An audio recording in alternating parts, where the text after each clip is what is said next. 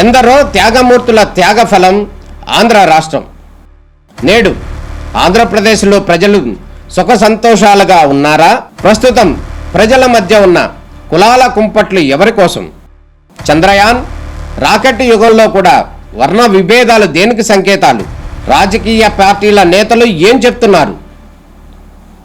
నేటి కాలంలో ప్రపంచాన్ని శాసించే మన యువత మేధాశక్తి ఏం కోరుకుంటుంది?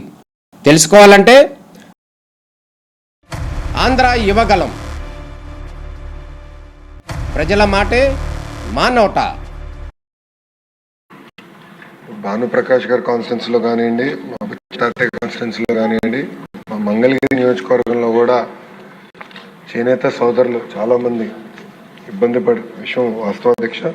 అందుకే పాదయాత్రలో నేను వాళ్ళని కలిసినప్పుడు ఆనాడు మన హామీ ఇచ్చి 200 యూనిట్లు కరెంట్ ఉచితంగా ఎవరైతే వాళ్ళ ఇంట్లో మగ్గాలు ఉన్నాయో వాళ్ళకి ఉచితంగా ఇస్తామని చెప్పాము. ఆ హామీ కూడా ఈరోజు ప్రజాప్రభుత్వం నిలబెట్టుకుంటాం కూడా జరిగింది అధ్యక్ష.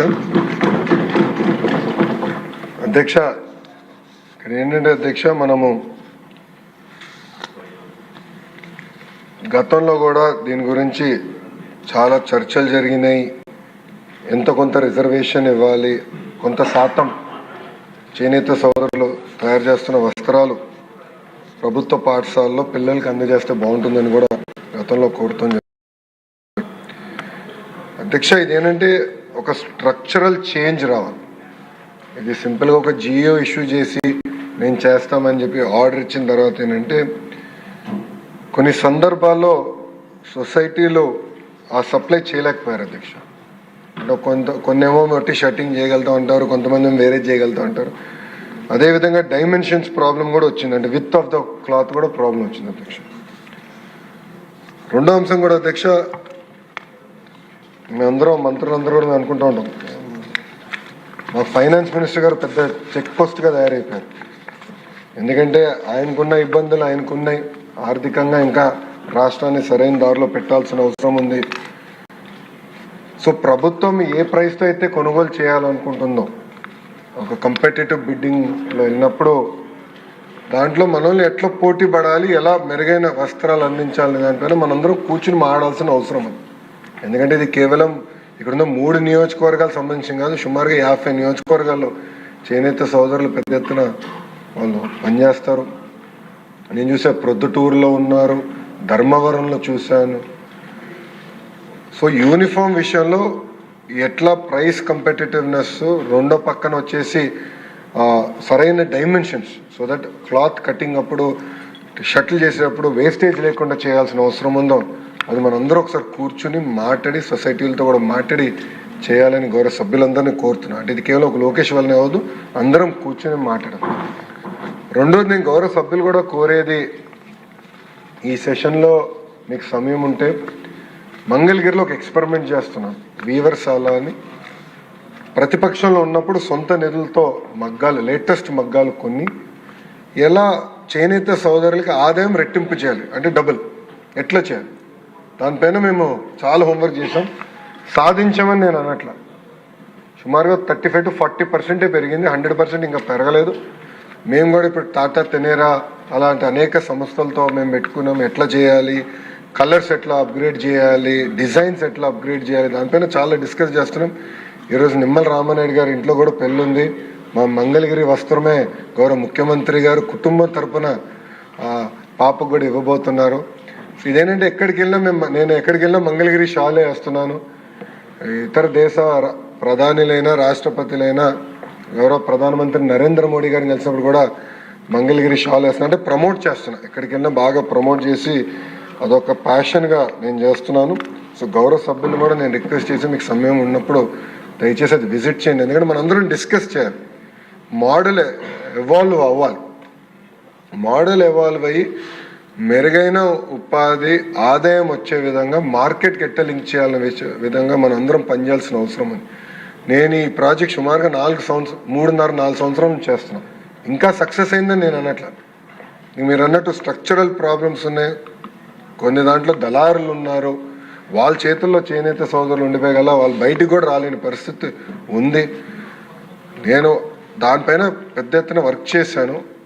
మనందరం కలిసికట్టుగా హోంవర్క్ చేసి ఒక లాంగ్ టర్మ్ ప్లాన్, ఇది 2 సంవత్సరాలు 3 సంవత్సరాలు అయ్యేది కాదు, లాంగ్ టర్మ్ ప్లాన్ అనేది మనందరం కలిసికట్టుగా చేయాలని గౌరవ సభ్యుల్ని కోరుతున్నాం. యూనిఫామ్ విషయం మీరు చెప్పారు. గతంలో ఏమైందంటే ఈ ప్రాబ్లం వల్ల వాస్తవంగా యాప్కో అయితే 1 సంవత్సరం సప్లై కూడా చేయలేకపోయారు. మేము చేయలేము, ఇంత క్వాంటిటీ మా వల్ల అవ్వదు, ఎంతో కొత్త చేయండి అంటే అది కూడా చేయలేకపోయారు. సో ఈ సంవత్సరం ఎటుకో ప్రొక్యూర్మెంట్ అయిపోయింది, పిల్లలకి బట్టలు ఇచ్చేసాం. వచ్చే సంవత్సరానికి ఇప్పుడు ప్రక్రియ స్టార్ట్ చేస్తాం కనుక నేను ఒక వర్కింగ్ గ్రూప్ ఏర్పాటు చేస్తాం. మన డిపార్ట్మెంట్లో వీళ్ళు క్రియేట్ వర్కింగ్ గ్రూప్.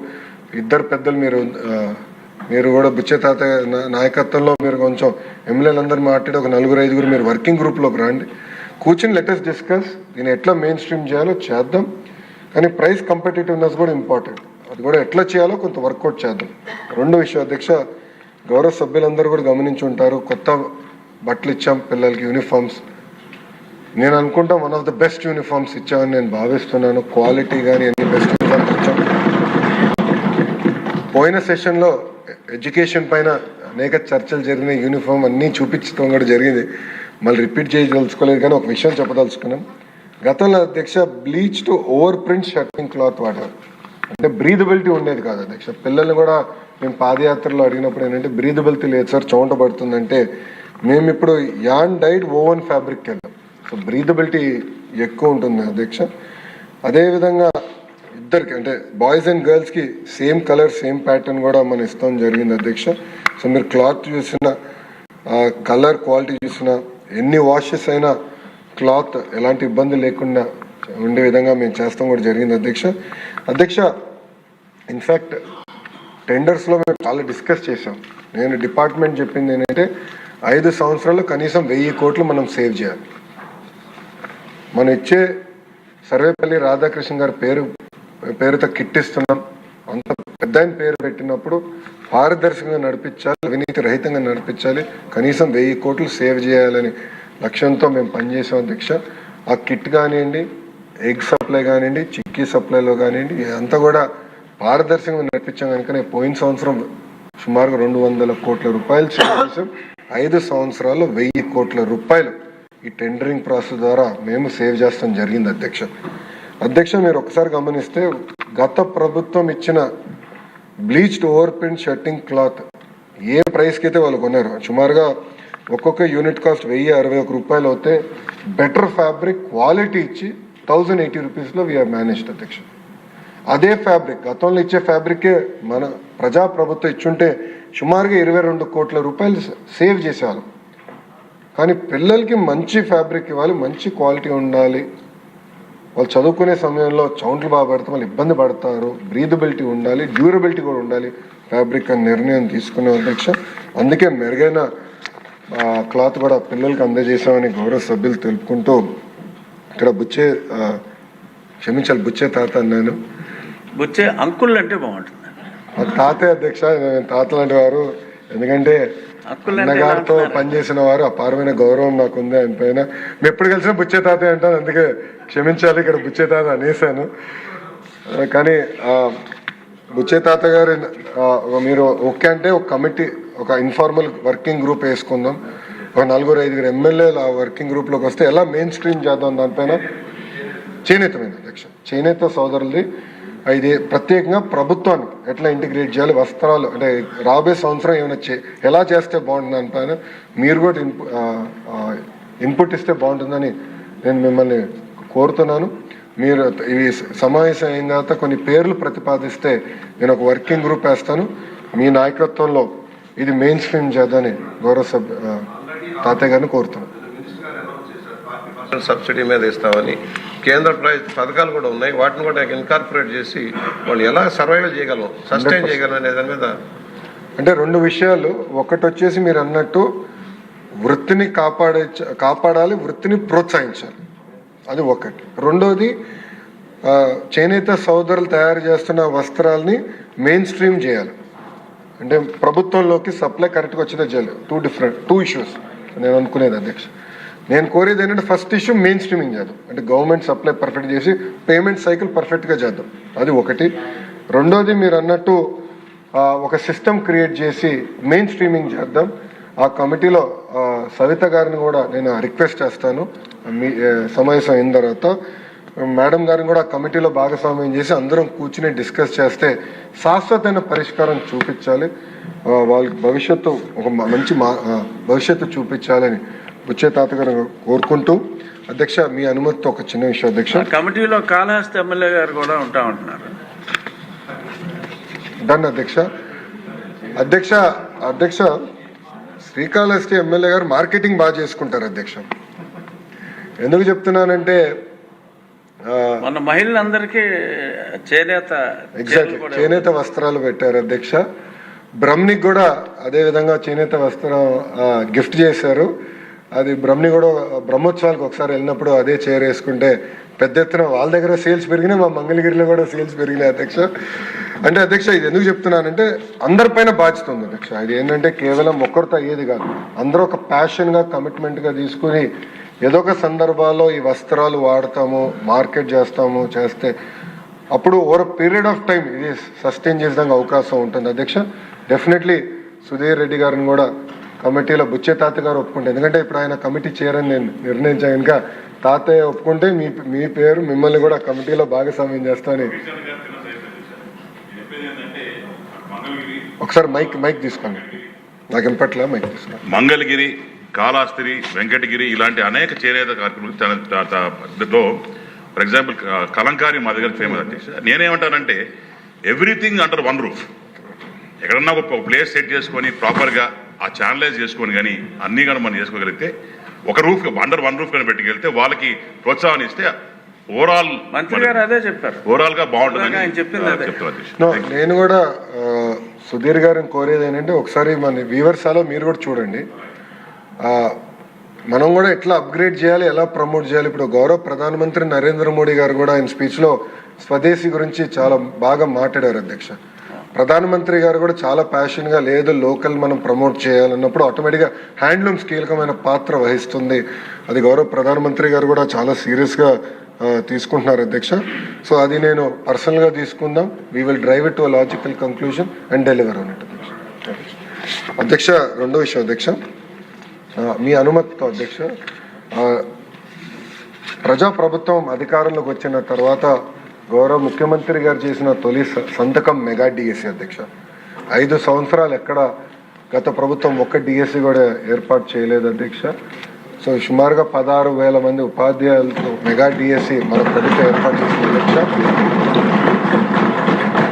ఇక్కడున్న గౌరవ సభ్యులందరి సహకారంతో 2025లో నోటిఫికేషన్ చేశాం, ఎగ్జామ్స్ నిర్వహించాం, సర్టిఫికేట్ వెరిఫికేషన్ చేశాం. రేపు ఉపాధ్యాయులందరికీ లెటర్స్, అపాయింట్మెంట్ లెటర్స్ మనం అందజేయబోతున్నాం అధ్యక్ష. ఇది చాలా గర్వకారణం. కూటమి ప్రభుత్వాన్ని తొలి విజయం ఇది. ఎందుకంటున్నానంటే ఎప్పుడు డిఎస్సి నోటిఫికేషన్ ఇస్తే స్టే వచ్చేది, ఇలాంటి ఇబ్బంది పెట్టేవారు అధ్యక్ష. ఇప్పటికీ సుమారు వైకాపా నాయకులు 100 కేసులు వేశారు అధ్యక్ష. దీన్ని 100 కేసెస్ వేశారు డిఎస్సి పైన. 80% డిఎస్సి ఆపాలి, జరగకూడదు అపాయింట్మెంట్ అని వాళ్ళు కేసులు వేశారు అధ్యక్ష. కానీ నోటిఫికేషన్ పకడ్బందీగా ఇచ్చాం కనుకనే ఎక్కడ ఒక్క స్టే కూడా రాలేదు. చాలా పారదర్శకంగా నడిపిస్తున్నాం అధ్యక్ష.